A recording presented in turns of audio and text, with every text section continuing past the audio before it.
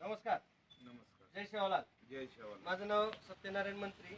आपण यांना दूध वाढीसाठी म्हशीसाठी औषध दिलं आणि ह्यांना दुधामध्ये काय फरक पडला आणि याचा रिझल्ट काय आला त्यांच्याच तोंडून ऐकू. नमस्कार, मी श्रावण मनोहर चव्हाण. हा दूध वाढीला भरपूर चांगला आहे, प्रोडक्ट नंबर 1चा आहे. बरं, मला एक सांगा, माझा डब्बा चालू करण्याच्या अगोदर जे माझ्याकडे सगळं boron, zinc, iron, calcium, vitamin सगळं आहे, बरोबर आहे. हो. त्याच्या अगोदर दूध कसं होतं आणि म्हशीला आपलं चालू केल्यामुळे काय फरक पडला. 4 लिटरची म्हैस ती पावडर देण्यामुळं 5.5-6 लिटरवर जाते. 5.5-6 लिटर. हो. म्हणजे 4 लिटर देणारी म्हैस जवळपास 1 ते 1.5 लिटर वाढली. 1 ते 1.5 लिटर वाढते. बरोबर आहे. हो.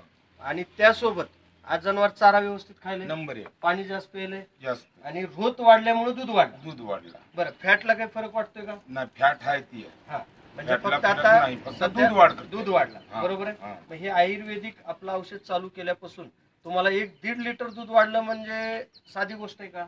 नाही, चांगली कारण गोष्ट काय आहे. भाव आहे दुधाचा आता सध्या. 55-50 55-50. म्हणजे तुमचं 1.5 लिटर वाढलंय. हा. समजा जवळपास 75. 160-170 रुपये तुमचे वाढले. वाढली. बरोबर आहे. वाढली. पण हे आयुर्वेदिक दिल्यामुळं आजपर्यंत तुम्हाला असा कधी रिझल्ट आला का. एक तुम्ही जे काही मार्केटचा आणतात ते, असा एवढा रिझल्ट कधी दिसला. नाही ना. बरोबर. नाही. बरं, हे तुम्ही- श्रीचंदी किती विचारलं तर रिझल्ट नाही. बरोबर. मग ह्या आयुर्वेदिकनं डब्यानं तुम्हाला फरक पडला. फरक पडला. आणि इथं दूध डेअरी पण आहे कातळे साहेबाची. त्यांनी पण आल्या सांगितलं की खरंच तुमच्या औषधाचा रिझल्ट जबरदस्त. हो, हाय ओके. रिझल्ट आहे. तुम्ही मुलाखत दिल्याबद्दल धन्यवाद.